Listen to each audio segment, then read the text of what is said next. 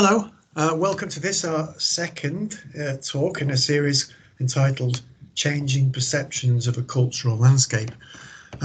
This series of talks follows on from the set of talks that we ran earlier in the year entitled Negotiating a Cultural Landscape, which was so rudely interrupted by the COVID crisis. Hence, me being here in this format in my living room rather than in a lecture theatre in front of you. My name's Paul Ferguson. I'm a lecturer in literature at the University of Cumbria. And I'm going to talk to you today about ways of seeing and contemporary visions of the Lake District in text and film.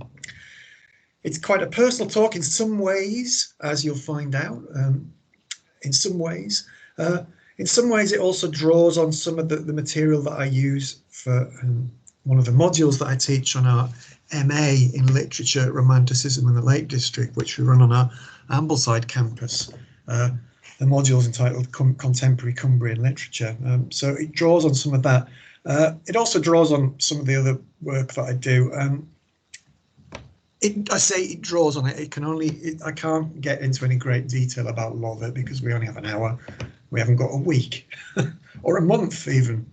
So yeah, we're going to go a bit around the houses, sometimes maybe a little bit too fast, sometimes perhaps a little bit too slow. We'll see how you feel about that.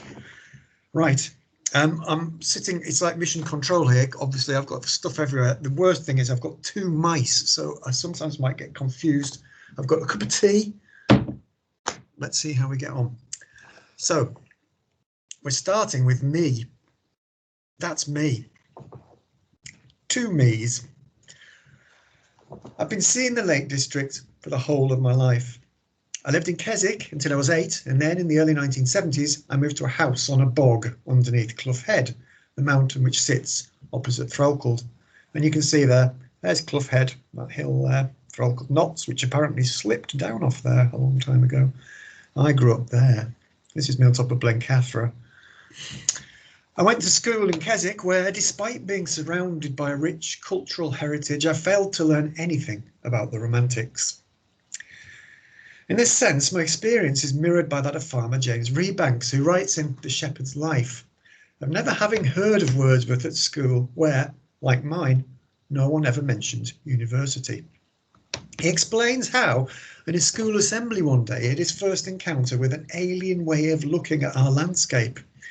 I realised then, he writes, with some shock, that the landscape I loved, we loved, where we'd belonged for centuries, the place known as the Lake District, had a claim to ownership submitted by other people based on principles I barely understood. A central part of the experience of coming from the Lake District is one of coming to terms with these multiple claims to ownership, claims which over the years have left many of us displaced. Rebanks comes from the eastern edge of that great swathe of common land that stretches from Matterdale to Threlkeld, and you can kind of see it in the picture there. It stretches right up, that's Wolf Crags there, Matterdale's just over the other side. It's all just this barren land there.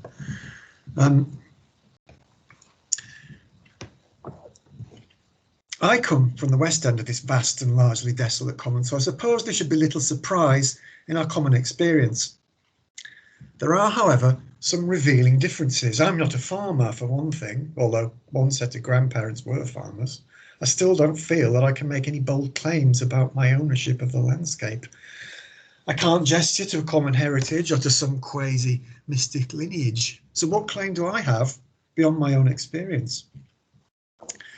What this has meant for me, and for many people like me, is that the alienation that Rebanks experienced in relation to the cultural landscape is felt doubly.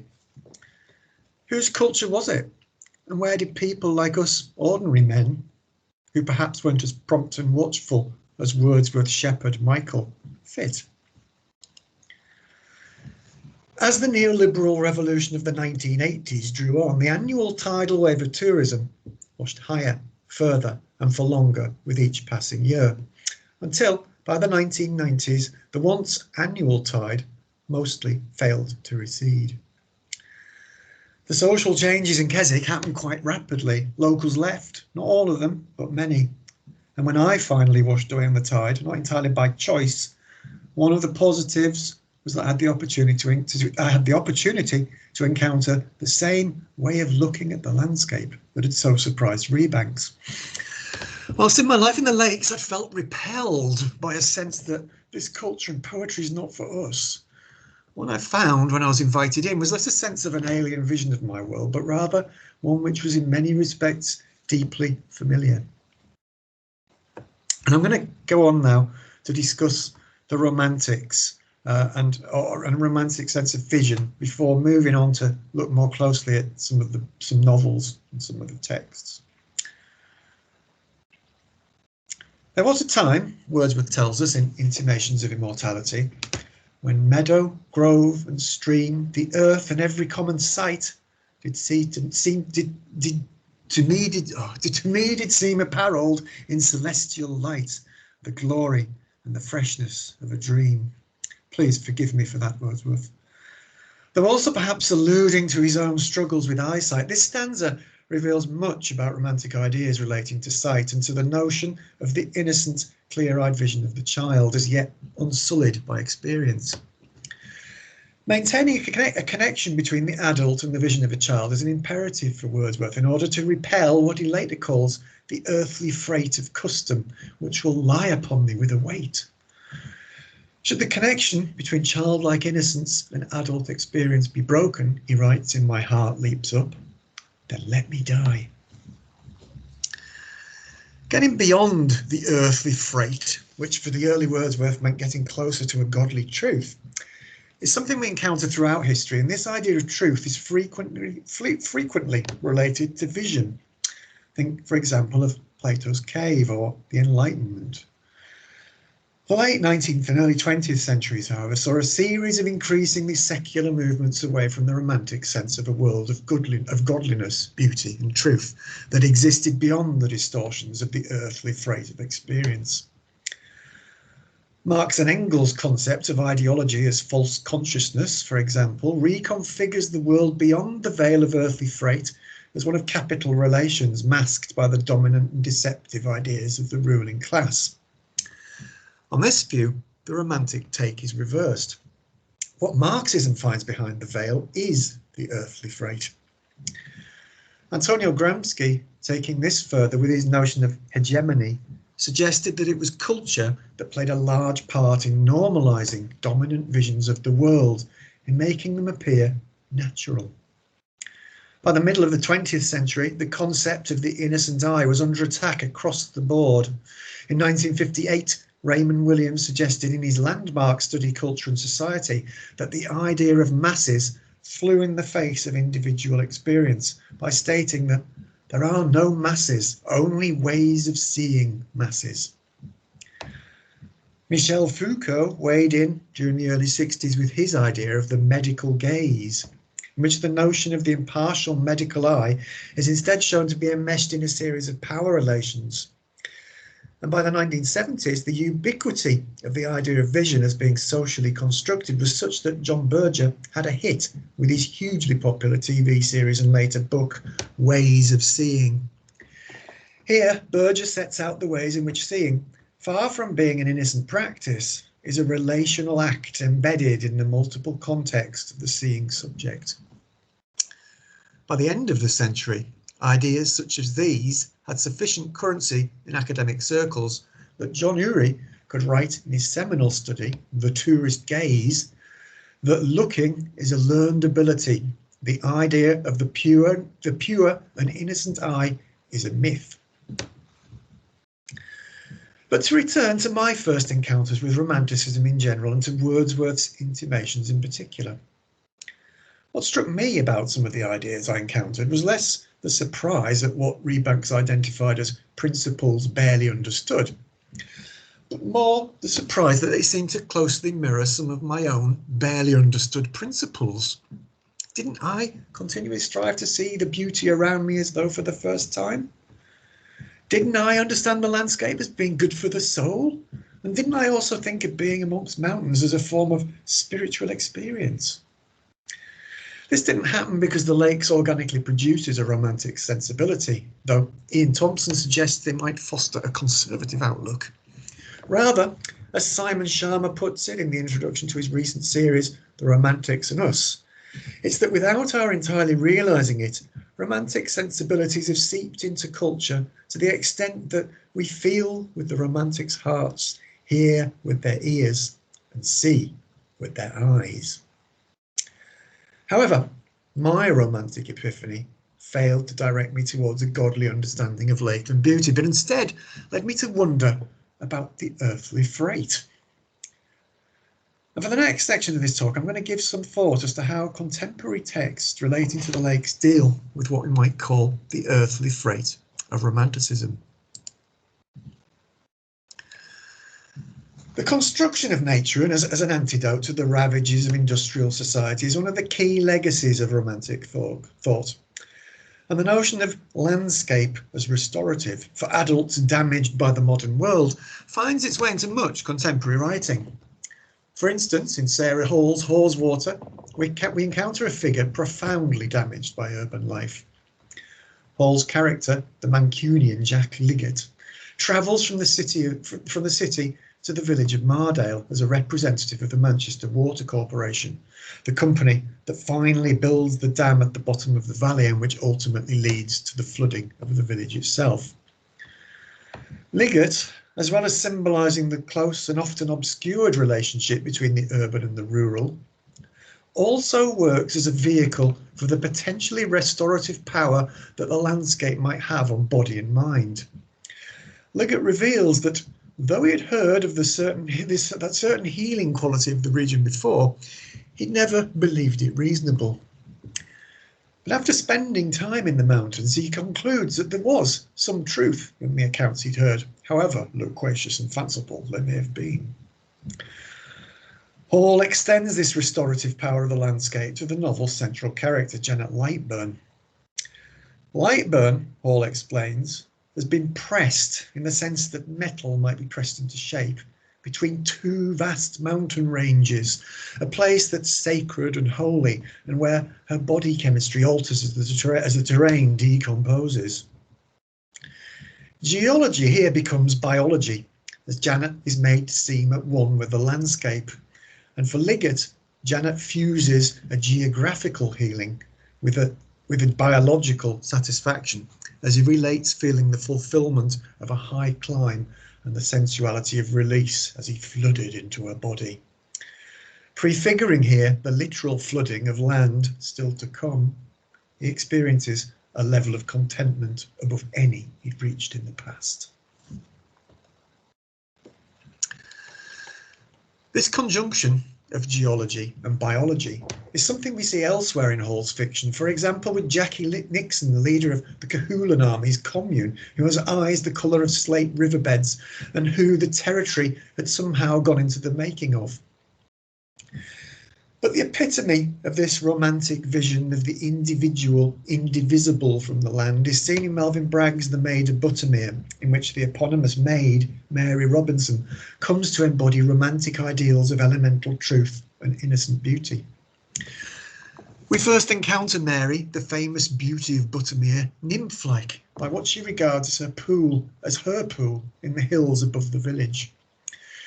She's positioned as a kind of genus loci, and throughout the novel, Bragg stresses, not without a sense of the problems this raises, a deep connection between Mary and place, describing her as a shepherdess from the Hellenic world, a grace from the pagan earth-suckled legends, and above all, a spirit of place.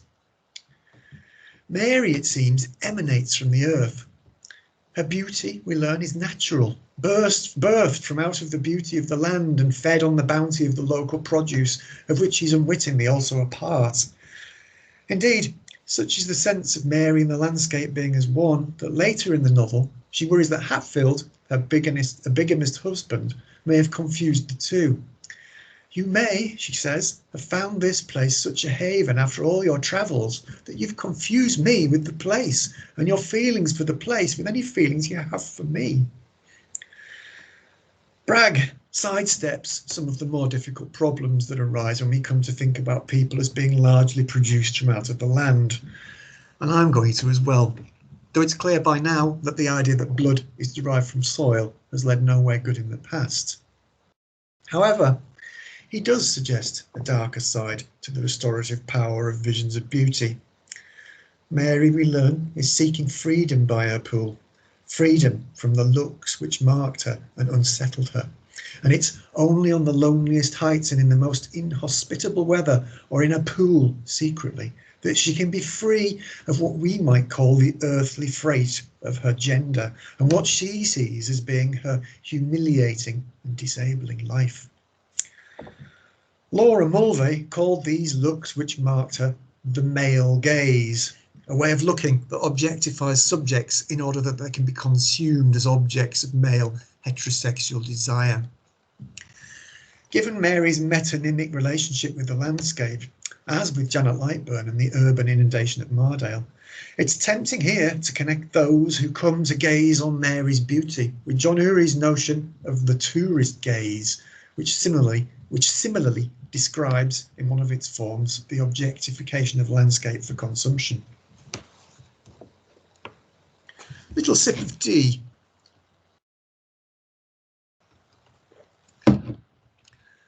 The legacy of the romantic idea of nature as both an antidote to, an antithesis of, what increasingly came to be seen as an inauthentic industrial culture extends in fiction all the way to that most modern of novels, Aldous Huxley's Brave New World, in which, amongst much else, Huxley seeks to address the conflict between ideas of nature as authentic and the inauthenticity of modern culture. In one of the Lake District's most futuristic appearances, we see the romantic as bad subject, Bernard Marx, suggest to Lenin a crown that rather than another round of electromagnetic golf, they should instead take a flight to the summit of Skidder for a romantic walk in the heather. There's a lot of golf in Brave New World, and it's quite funny. I mean, I think he, perhaps there's shades of Trump in there. Who knows? Sadly, for my purposes, Lenina declines to take this flight to Skidder. So instead, Bernard gets his hit of a restorative sublime by taking and hovering their aircraft low over the ocean, where he declares that it makes him feel more me.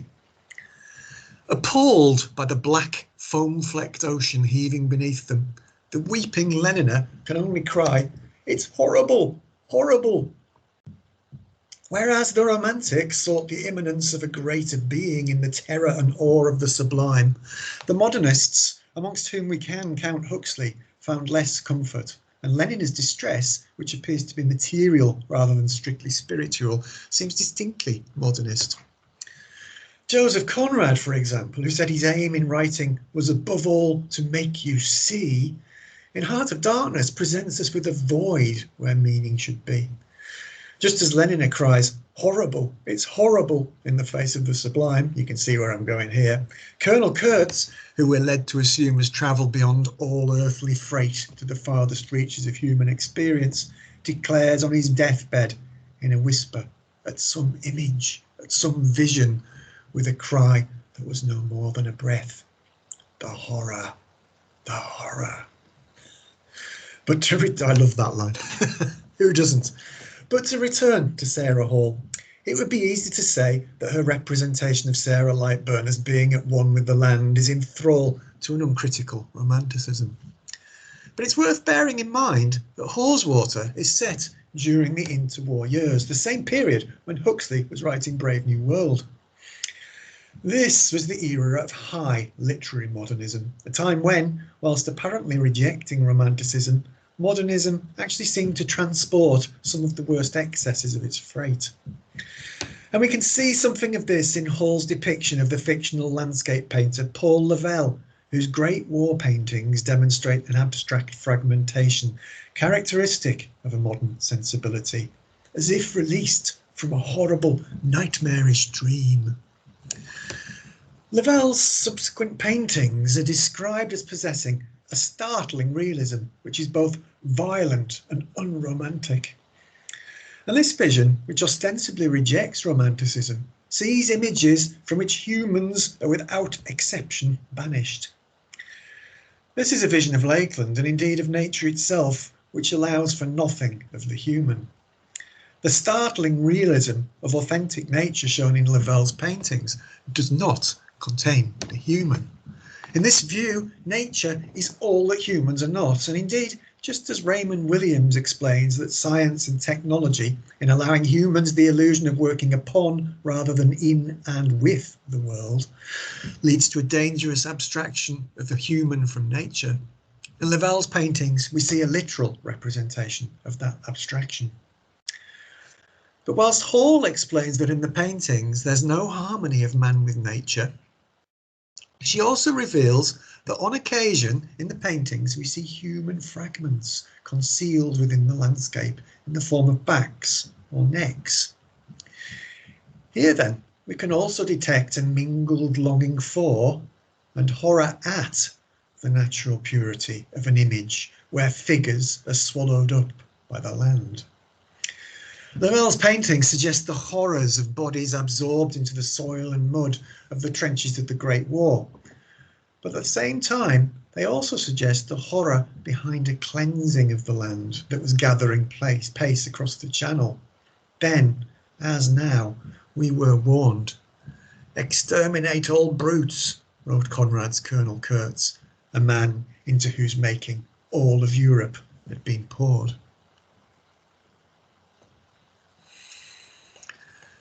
Mark Hayward, in his article Viewing the Emergence of Scenery from the English Lake District, explains that each writer describes the lakes he or she wants to see. This is a telling comment, and though there are many competing images, it's no surprise that the dominant image when looking at the lakes is one of a romanticised and wild landscape. Take, for example, Richard Adams' eccentric and eclectic novel, The Plague Dogs. Stepping out of the narrative to address the reader directly in order to deliver one of his lengthier excursions away from the plot, Adams asks us to stand with him at the 3 Shires stone at the top of Rhino's Pass.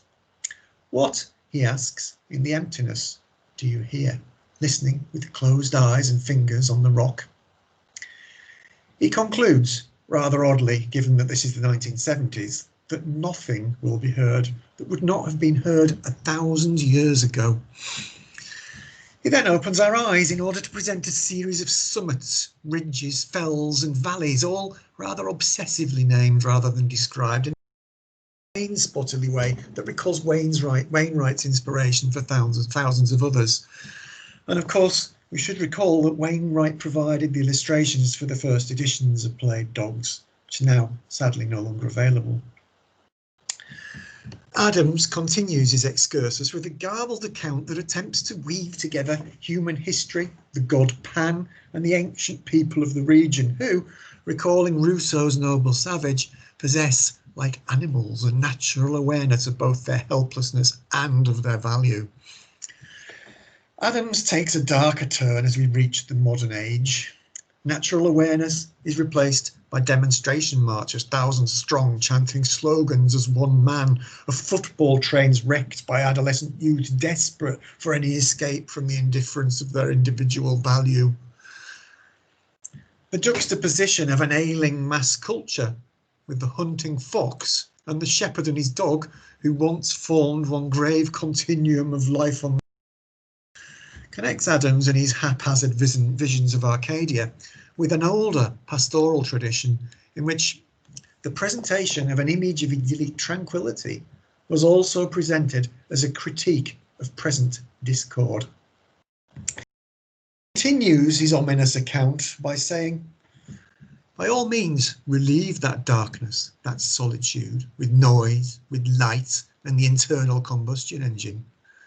But do not suppose that the great Pan, who is in you, will have nothing to say of it, or that there will be no price to pay."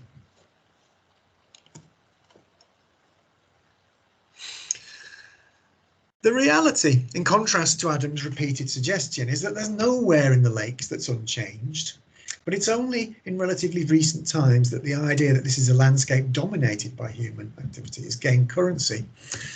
And despite myself uncovering numerous ancient tree roots among the desolate bogs of Threlkeld Common, it took several sharp shocks for me to finally break through a lifetime of accumulated earthly freight and to admit the dimly formed notion that the lakes were not the wild and untouched Edenic land of my imagination. But there's something about the lakes that lends itself to imaginings of these kinds. And it's often the case, certainly in fiction, that it can come to be imagined as something more than it is. It's as though we're all ransomed children, imagining the mountains higher, the lakes wider, and the islands larger. And in Hall's The Cahulan Army, for example, the mountains come to resemble the Alps, where through the cut of a pass can be seen several rocky needles standing out against the horizon, and behind which is seen a jutting mass of pikes, hence the distorted picture on the slide.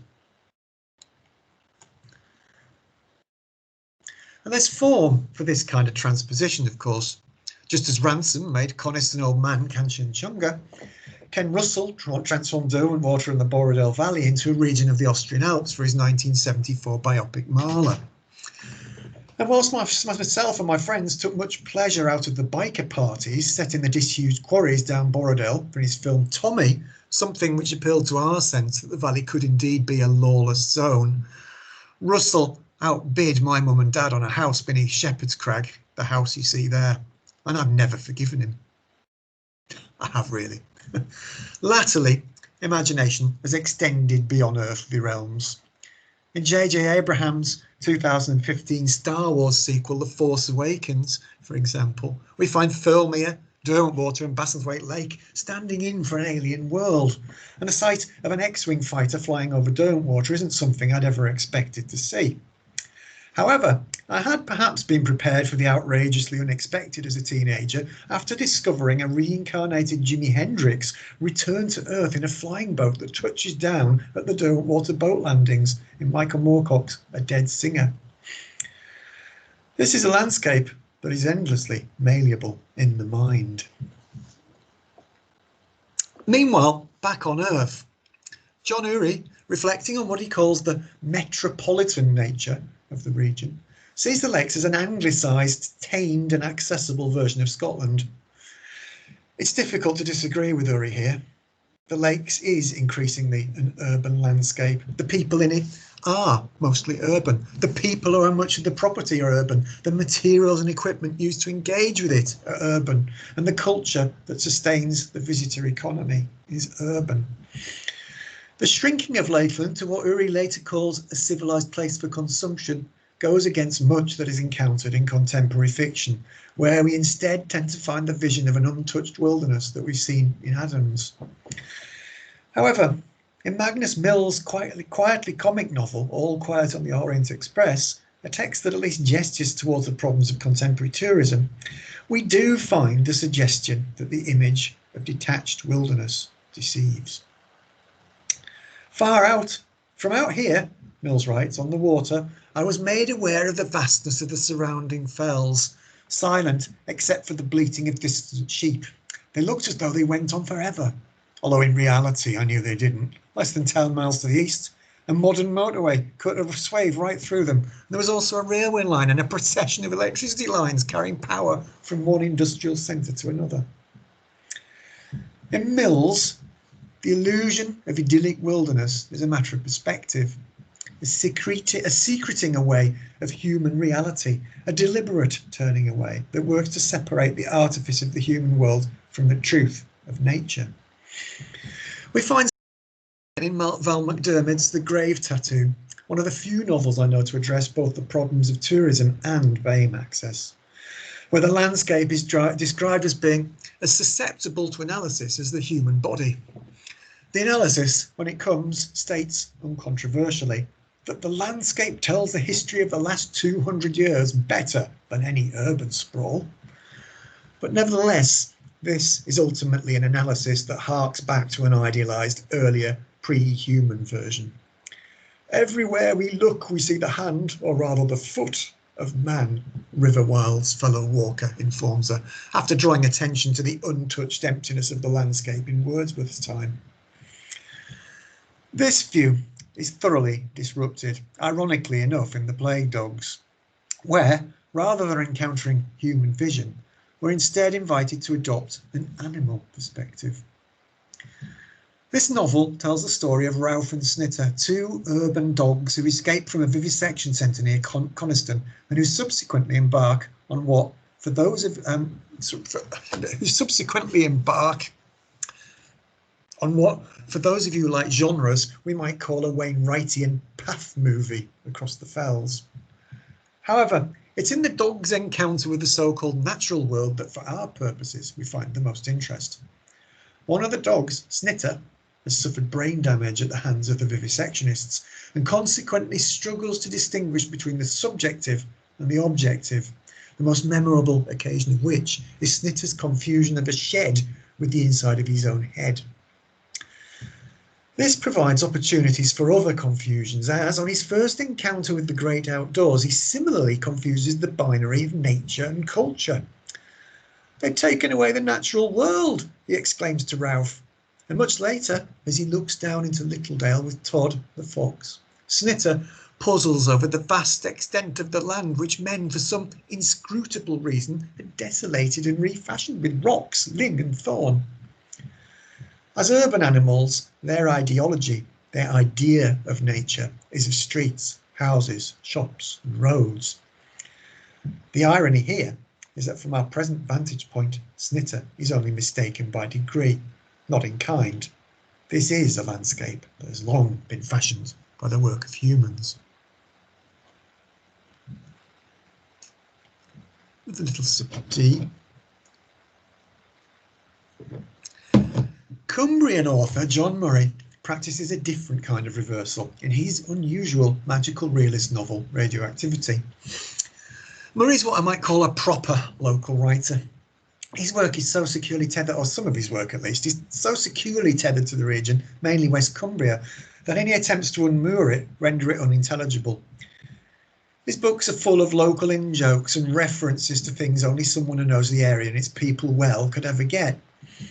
He's a local writer for local people. I must say though, it's not always like this. He does do other things. It's not all of his work is like this.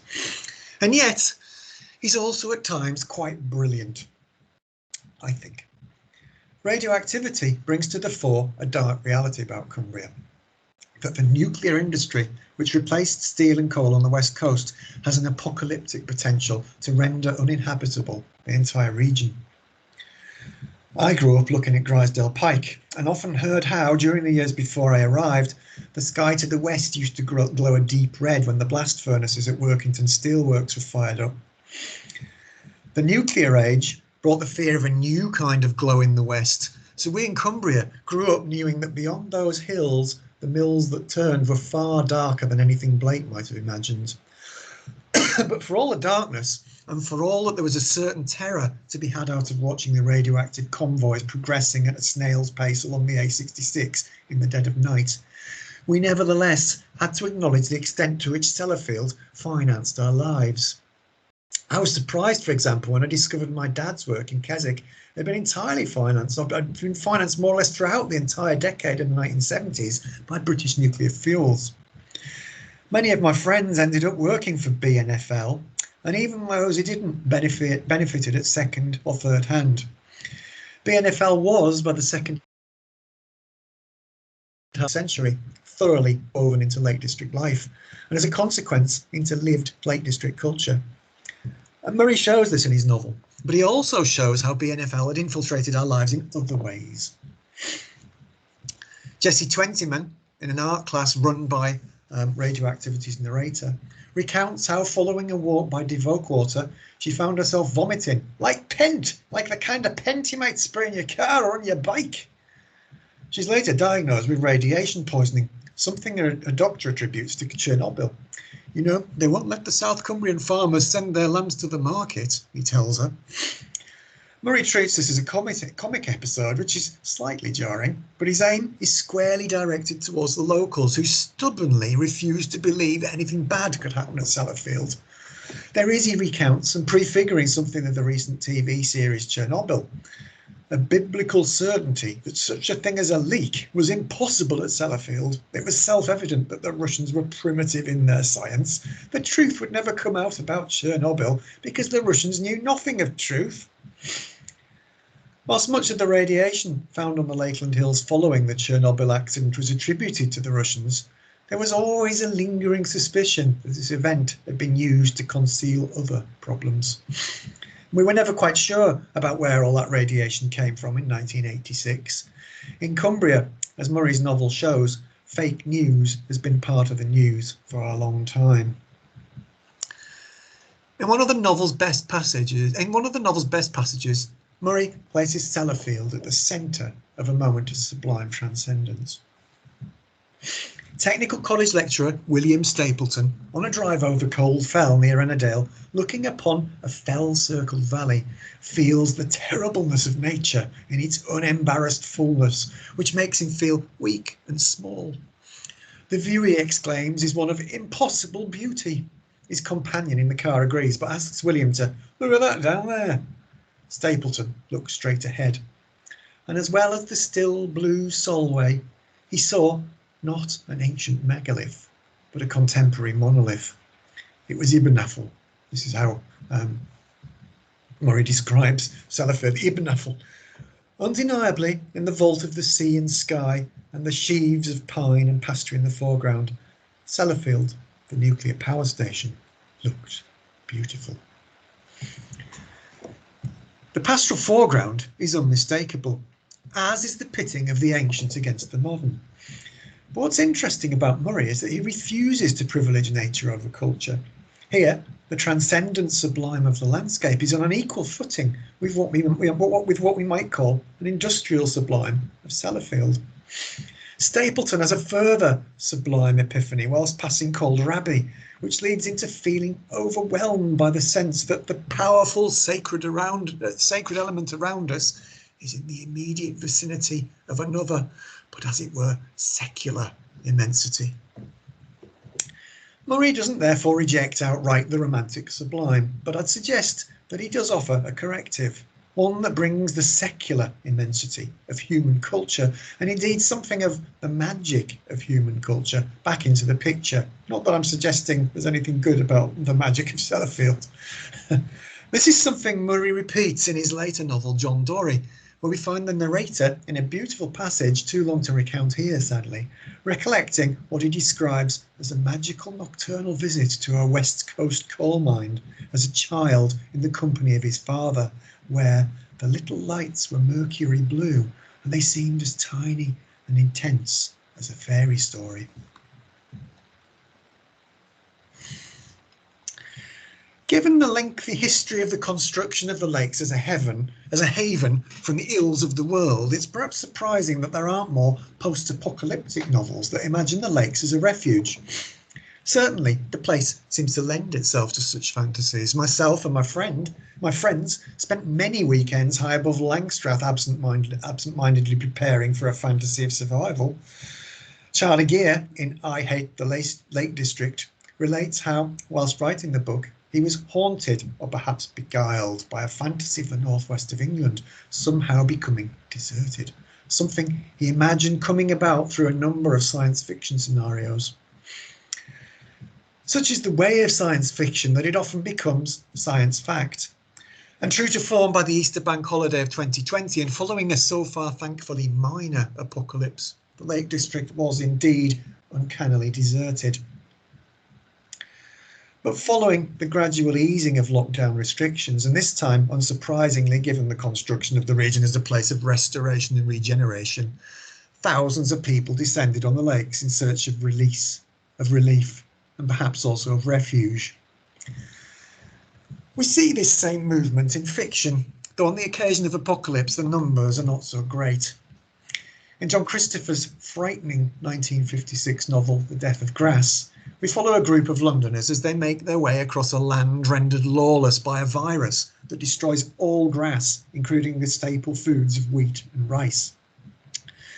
Their destination is a valley in the lakes that seems most likely to be based upon Kentmere, where the brother of party leader John Custance has a farm. Custance's brother has sealed off the bottom of the valley with a large wooden battlement, which offers the valley an improbable impregnability. The party eventually make it to the entrance to the valley, where, in a bloody denouement, they have to battle others with similar ideas of refuge in mind. And we might take pause here to recall some of the isolated instances of local Lakeland hostility to outsiders during the lockdown. Survivors in Custance's group finally get to embark upon what Brian Aldous would later call a cosy catastrophe, something characterised by the reconstruction of middle-class values in a safe haven. Secure in their cosy valley and safe from the ravages of a society gone bad and isolated from the worst of the disease, the assembled survivors consider the future. Rather than taking the utopian turn the location seems to demand, Custance decides he needs to keep a gun despite his wife's protestations. And Custance's final words, and indeed the final words of the novel, are, "There's a lot to do, a city to be built." They may have survived, but it appears they've learned nothing. The idyll of the Lakeland Valley has succeeded only in restoring culture against nature. A more encouraging utopian vision, at least initially, is found in Sarah Hall's Cli-Fi novel, The Cahoolan Army. Here, Hall imagines a not too distant future and an all-woman commune who live at Cahoolan Farm in the hills to the west of Shap. The climate has warmed, British society has broken down, and under the charismatic leadership of ex-soldier Jackie Nixon, the women of Cahoolan, who've travelled from far and wide to be on the farm, lead a utopian life.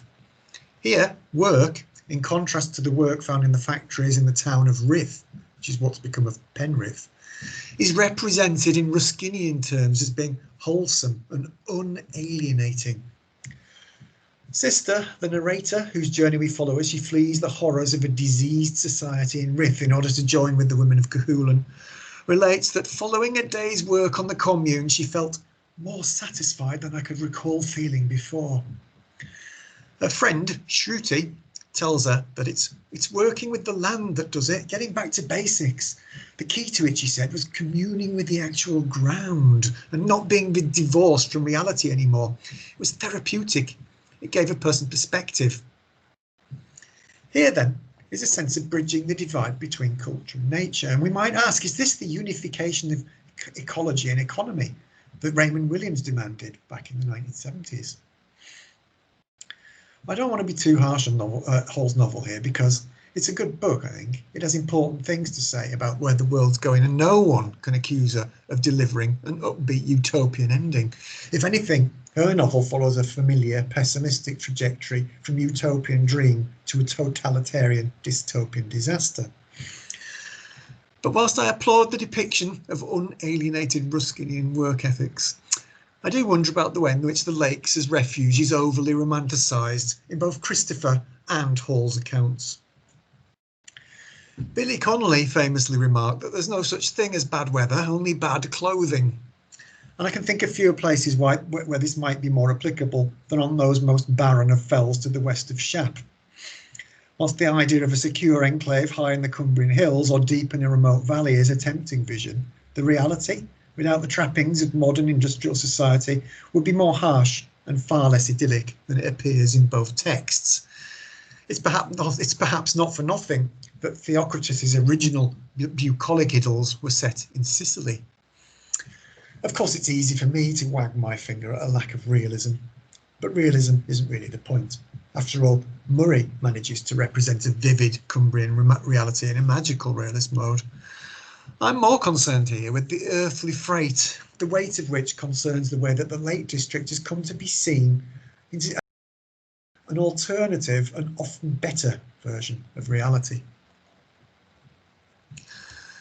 This better version might be understood in terms suggested by the French theorist Guy Debord, in whose book The Society of the Spectacle. It suggested that rather than witnessing the reality of material social relations, human subjects are instead dazzled by the spectacle of images, detached from every aspect of life. In the chapter Separation Perfected, Debord outlines the way that the modern spectacle depicts what society can deliver. A Lakeland idyll, for instance.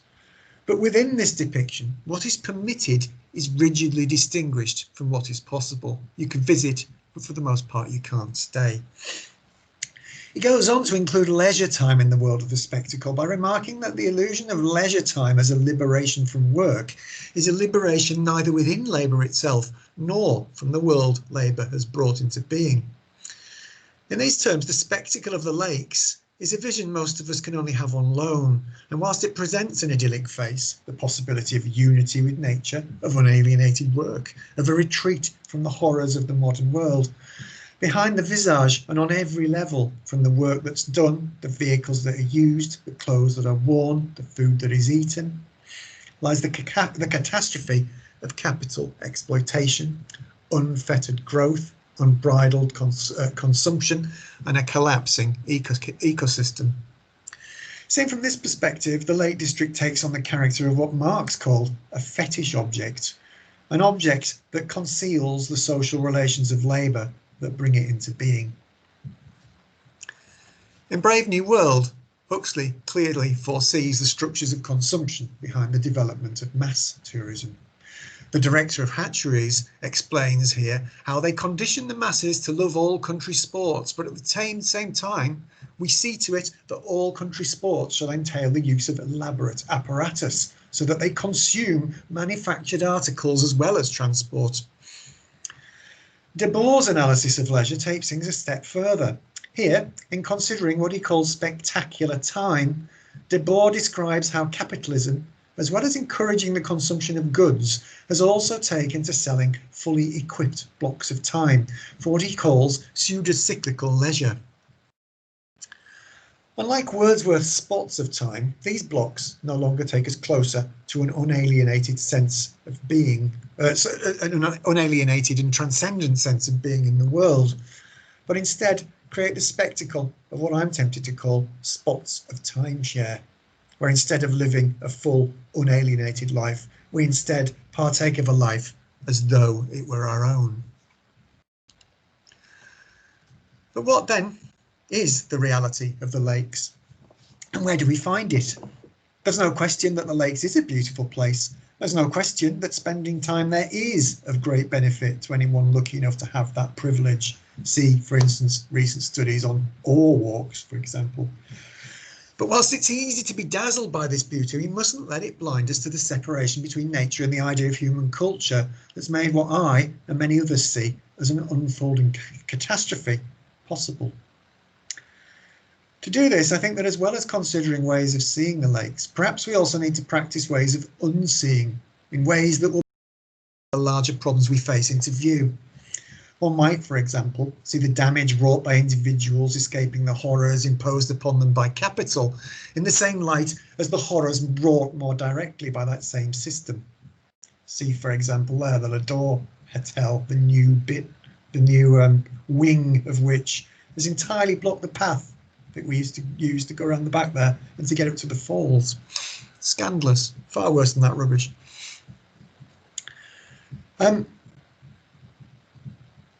We might, for one example, I've just read that. We find something like this in M.J. Harrison's exceptional novel, Climbers. We find something like this in M.J. Harrison's exceptional novel, Climbers. Here we see a way of seeing the lakes that replaces the place in the wider context of our culture. Here, Harrison describes how one night the protagonist, Mike, and his climbing companion, Sankey, had to sleep in what he calls a scenic car park a little way off the A591 near Castle Rock at Tremaine. The conjunction here of the words scenic and car park need a little gloss at this stage. However, for all the scenery, Harrison doesn't focus on the surroundings. Instead, he draws us into the fabrication of the new and raw-looking car park, with its portaloos, planks, scaffolding, a floor littered with discarded zinc nails, and a stink of disinfectant. Mike sleeps outside in a bivy bag, almost at one with nature, but the rain wakes him much later with a sound like deep fat frying. Within 30 seconds I was soaked, Mike tells us, mud squelched up between my toes. In a moment of lucidity, and I think recalling the poor bare-forked animal that Lear encounters in the storm, as well as the curts crawling on all fours that Marlowe finds in the jungle, two of the most profound examples of the human return to nature that I think are found in literature. In a moment of lucidity, Mike has a clear hallucinogenic glimpse of himself running headlong into one of the trees, to be found naked, concussed and hypothermic on the floor the next day. In the morning, like Charlie Gear, who explains that his explorations of the region whilst writing I Hate the Lake District were largely car-based, Mike and Sankey drive over to Langdale. It rains the whole way, and the Lake District remains purposefully unseen. Okay, that's that. Thank you very much for listening. If you've got that this far, well done. Right. Next up, we have two contemporary Cumbrian poets, Polly Atkin and Kate Davis, who are going to do some poetry readings and have some conversation, I guess, about their poems and their poetry and what it might be like, I suppose, to write poetry in the lakes. That talk comes on the 7th of December 2020, and it's at 6:30 until 7:30. So once again, thanks very much for listening. Bye-bye.